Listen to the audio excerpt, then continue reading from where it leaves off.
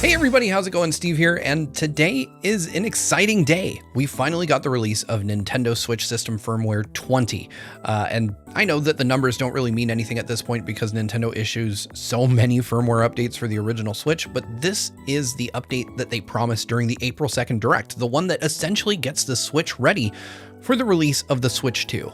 They've done a bunch of stuff under the hood. They've even, for whatever reason, tweaked the existing icons. Like now Donkey Kong is the new Donkey Kong Bonanza style. Instead of having the OG and the new one, they just replaced him wholesale with new Donkey Kong, which people will have feelings about. I'm okay with. I love the new design for Donkey Kong, but that's not really why we're here. Because there are 3 core features that Nintendo has added, and the biggest one out of all 3, of course, is Virtual Game Card. We now have a button on the bottom row of the Switch OS that just is labeled Virtual Game Cards, and it behaves differently based on really what system you're on. So I have my primary Switch here, and going into Virtual Game Cards gives me a list of accounts that I have locally on this Switch that I can view cards for. Then I choose one of them. I've chosen my main account, and it basically shows me every game, digital game that I have that is currently installed on the system as being loaded as a game card. Let's go ahead and choose Xenoblade Chronicles X Definitive Edition. And you can see that I've got both the game and some DLC, and I can choose to load on another system, which means another system that I own, or I can lend to a family group member. And when I choose that, I actually get to select a user to send to, and it just brings up my whole family. I can choose any one member of my family to send a game to. I'm going to send this one to my wife and just hit lend. And then basically it says that she needs to have her system close to me, which I fortunately have right here. So we'll go ahead and on her system also bring up the virtual game card feature and see what we get. And once that's open, I'm actually not sure what happens here. So it's just explaining virtual game card. And now with the systems close to each other, you can see that I am offering her the game and she can choose to borrow it. And now it's trying to talk to each other. And then after just a few seconds, we can see them transferring to each other. You get that little animation showing the game moving between the systems. And then just says she's borrowed the card. So on her system, we can now see that she has a virtual game card. And it just kind of drops in right at the front of her home screen. So it'll have to download and she doesn't have the space, but that's really cool. That's basically how virtual game card works, at least between a system that I don't own. So someone else is in my family group, and of course my primary Switch. But what if I want to send it to another Switch that's mine? What if I want to send another game? So first off, once you've loaned a game out, you now have the collect from family member option, and you can just take your game back whenever you want. I don't know if they need to be present or not, so I am actually going to put my wife's Switch in flight mode and see what happens here. So we're going to turn flight mode on. She's got flight mode on her Switch, meaning no connection to the internet or local wireless, I believe. Now let's go ahead and just try to collect it. Take the game card back. And it's doing something. I assume this is actually just talking to an eShop server and transferring the license back to my Switch. Oh no, look, it actually says the system I'm trying to collect from is offline and it can't get it. So that's interesting. Make sure it's connected to the internet and then try again. So flight mode means they can't take your game back. I wonder if it just expires after the 2 weeks, but there's no way for me to check that just yet. So we've turned flight mode back off. And now I'm going to try to retrieve my game card one more time. All right, we're collecting. And now that she's online, let's see what happens. Virtual game card collected. Load on this system, and you can choose not to load to just keep in your library, but I have this game installed, so I'm just going to load it. And we get a little animation showing that it's loaded. And now I have access to my game again.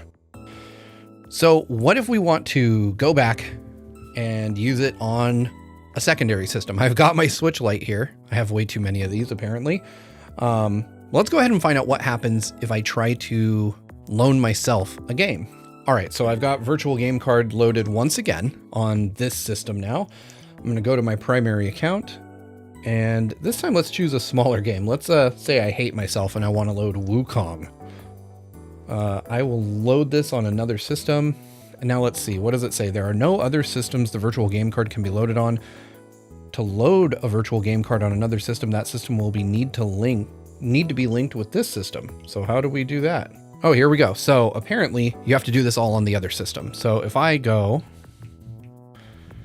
to the game card menu on my Switch Lite, and then I can choose my account, and I tell it I want to, again, because I hate myself, load Wukong on this system.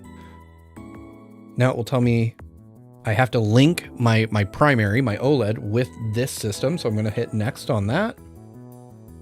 It tells me to bring them close. I'm going to tell them they're close enough. I've just got the other Switch in my lap right now. And that's telling me to open the home menu, go to virtual game card, select link when the guide appears. On my other system, I've got the option to link. I'm going to go ahead and select link. And now, as you can see, these two systems are linking to each other. So my Switch Lite and my OLED will, I guess, just share a link where I can just push games from one system to the other. And there we go. They are now linked. And now it's asking me if I want to eject from my OLED and link to my light. So I'm going to say, yeah, go ahead and do that. And just like that, I've got the game on my Switch OLED, or on my Switch Lite. Gone from my Switch OLED. It doesn't uninstall, but it just makes me unable to play that game any longer. So once you have these linked, you can just send games to another console by choosing load on another system. And then you hit load other system. It already shows my Switch Lite there. And just by hitting that button, I can then load it, and it automatically, without any prompting or anything, appeared on my Lite, just downloading. So now I've got Dragon Quest III loaded on there. Okay, so that's virtual game card in a nutshell. Moving on, there are two more key features to Switch OS 20 that aren't really going to be as impactful right now, but stand to have larger implications in the long run. Some of you may actually need one of these features right now. Let's go ahead and start with the second icon on the bottom row here, which is Switch Game Share. And when you open that up, you have to choose an account, but you're basically going to see the Switch 2 on your screen because Game Share is primarily a Switch 2 feature.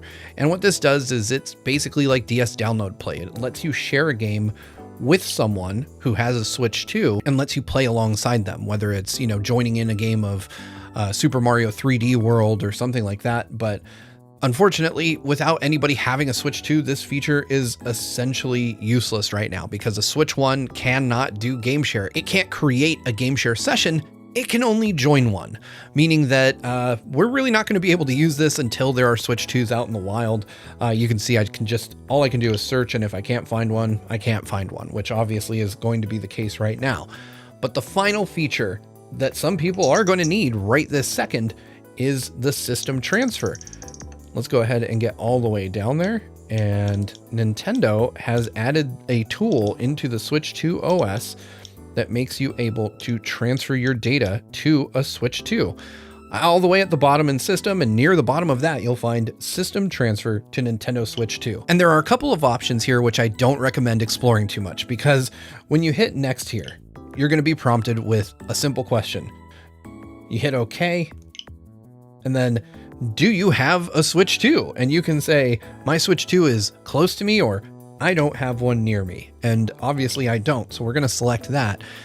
But don't proceed further than this, I implore you, unless you are about to go to GameStop or you're about to hand this down to a friend, because what this does is it takes your Switch 2 data and transfers it to the cloud. All of your Switch 2 saves, all of your information will be transferred into Nintendo's cloud server, and then it's gone. It formats your Nintendo Switch after this, and basically you can't use it until you get a Switch 2. So if you do this, you're running the risk of completely nuking your system. So only do this if you're planning to sell or give away your Switch, like right as soon as you do this, and you're willing to wait a month or more to get a Switch 2 in your hands. Nintendo basically set this up because they understand people are likely either handing down or trading in their Switches in order to get the Switch 2. The other option, of course, is just the same as what we've seen before, just with a Switch 2 instead. So If you get a Switch 2 on launch day, you can do a data transfer and it will tell you specifically any saves that will be deleted off of this Switch, because when you do a local transfer, it does not wipe your Switch. It leaves it available for you to continue using as a secondary system, but some saves will obviously get moved over and then deleted from this system. So your Pokemon saves, your some other games that are specifically set up for that will do that. So that's it. That is Nintendo Switch OS 20.0.0, likely the final really big feature-related Switch OS update. I guess from here it'll probably go into maintenance mode where they just do bug fixes and minor patches and things like that to keep the Switch going on for several years from this point. But we got Game Share, we've got virtual game cards, which is the big marquee Switch 1 feature that's available in this OS. We got a Donkey Kong icon, and of course we got the ability to transfer our data to our Switch 2s whenever those arrive in our hot little hands, or push them up to the cloud and wait and not play Switch until we get our consoles. This is a pretty exciting update.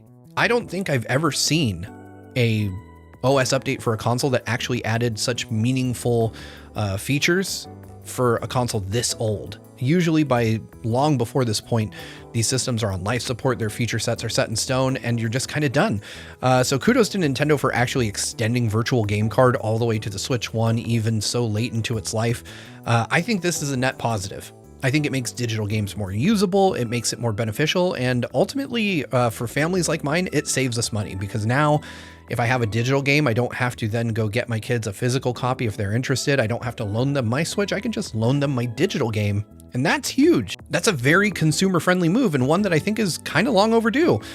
So kudos to Nintendo for pushing this out and not locking it behind the Switch 2 only. That's going to do it for me. Thank you so much for watching. Subscribe to GVG to keep up to date on Switch 2 and ring that notification bell to be the first to find out each time we upload a new video. If you'd like to support us, you could head over to patreon.com/gvgaming to find out how to get involved.